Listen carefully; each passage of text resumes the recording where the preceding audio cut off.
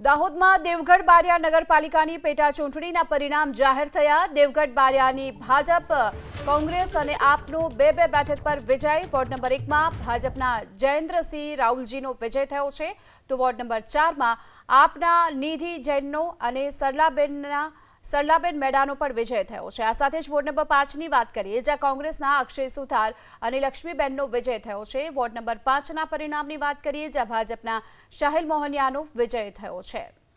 તો દેવગઢ નગરપાલિકાની પેટા ચૂંટણી કે જ્યાં આ પરિણામ જાહેર થયા।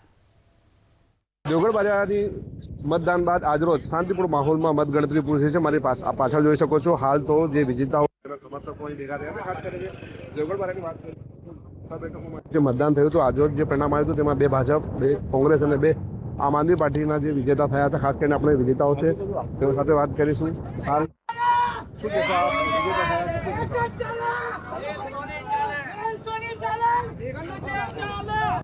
આ દેવગઢ બારિયાની જનતાનો વિજય છે અને આ ભારતીય જનતા પાર્ટીના અહીંના જેટલા બી માફિયાઓ વત્તા અહીંના કુશાસન એનો જવાબ આપ્યો છે નગરપાલિકાની દેવગઢ બારિયાની જનતાએ। છેલ્લા કેટલાક સમયથી નગરના જે કામો હતા તેને લઈને સવાલ હતો, કેવા કામો આપ કરશો નગરમાં? નગરપાલિકાની ગ્રાન્ટમાંથી અમુક લોકોએ પોતાના જ સ્વાર્થ માટે જે નગરપાલિકા વિસ્તારમાં નથી આવતા એમના એલા બિલ્ડિંગોમાં ને એમાં રસ્તાઓ, પાણી અને વીજળીનું એ કર્યું છે અને દેવગઢ બારિયા નગરની જનતા પર ઉપેક્ષિત રાખી છે એમને। કહી શકાય કે જે નગરપાલિકાની વાત છે, આપ જોઈ શકો છો મારી પાછળ જે જેમના સમર્થકો છે કે તેઓ તેમને શુભકામનાઓ પાઠવી રહ્યા છે। ખાસ કરીને વાત કરીએ તો જે 6 જેટલી જે બેઠકો પર જે મતદાન બાદ આજરોજ મતગણતરી પૂરી થઈ છે ને હવે જ્યારે મતગણતરી પૂરી થયા બાદ તમામ જે વિજેતાઓ છે તેઓને તેમના સમર્થકો શુભકામનાઓ આપી રહ્યા છે। મનીષ જૈન, એબીપી અસ્મિતા, દાહોદ। તો આ તરફ નેત્રંગ તાલુકા પંચાયતની એક બેઠકની પેટા ચૂંટણીમાં આપનો વિજય થયો છે। બેલોઠી બેઠકની પેટા ચૂંટણીમાં આપના ઉમેદવાર પ્રવીણ વસાવાની જીત થઈ છે। પ્રવીણ વસાવા સામે ભાજપના કાંતિલાલ વસાવાની 806 મતથી હાર થઈ છે, તો આમ આદમી પાર્ટીના ઉમેદવાર પ્રવીણ વસાવા જેમની જીત થઈ છે। નેત્રંગ તાલુકા પંચાયતની બેલોઠી બેઠકની પેટા ચૂંટણીના પરિણામ।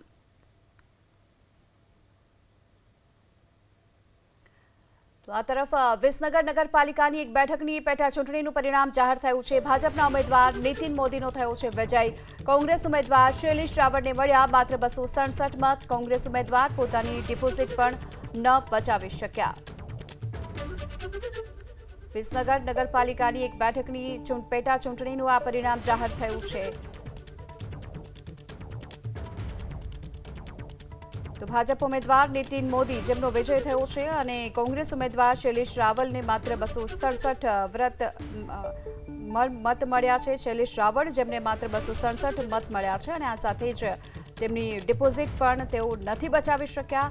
તો ભાજપ ઉમેદવાર નીતિન મોદી જેમને 2106 મત મળ્યા છે અને આ સાથે જ તેમની જીત થઈ છે। તો પેટા ચૂંટણીના પરિણામમાં ભાજપ ઉમેદવારની જીત।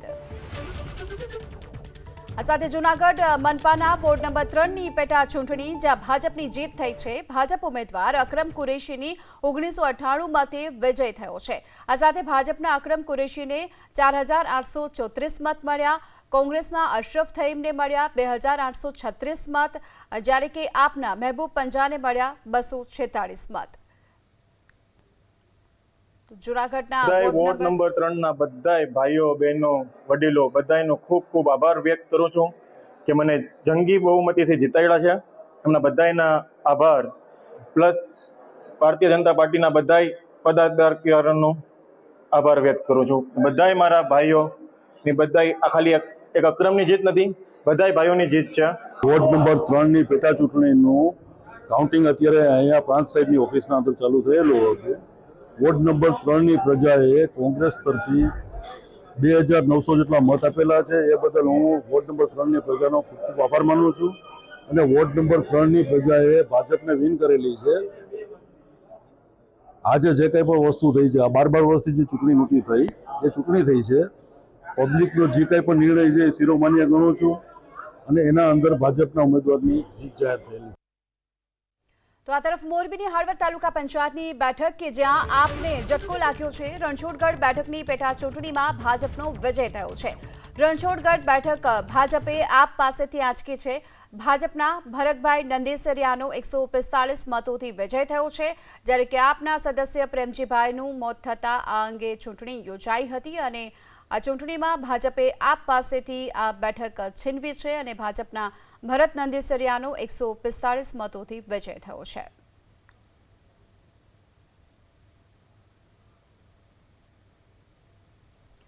વાત કરીએ આણંદ જિલ્લા પંચાયતની કે જ્યાં ભાજપ માટે મહિલા પ્રમુખનો રસ્તો સાફ થઈ ચૂક્યો છે, કારણ કે પાડજ બેઠક પર ભાજપના મહિલા ઉમેદવારનો વિજય થયો છે। પાડજથી ભાજપના ઉમેદવાર સુમિત્રાબેન પટેલનો 5717 મતથી વિજય થયો છે। ભાજપના પ્રદીપ પટેલના રાજીનામા બાદ આ બેઠક ખાલી પડી હતી।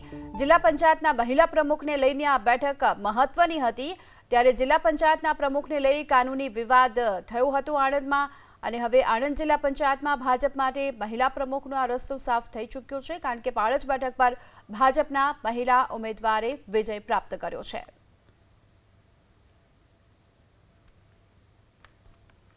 તો આ તરફ ખેડાની ફાગવેલ તાલુકા પંચાયતની ચીખલોડ બેઠક પરથી કોંગ્રેસની જીત થઈ છે। કોંગ્રેસના મહિલા ઉમેદવાર સોનલ પરમારનો 1176 મતથી વિજય થયો છે। ભાજપ ઉમેદવાર હિરલબેન રાઠોડને મળ્યા માત્ર 429 મત।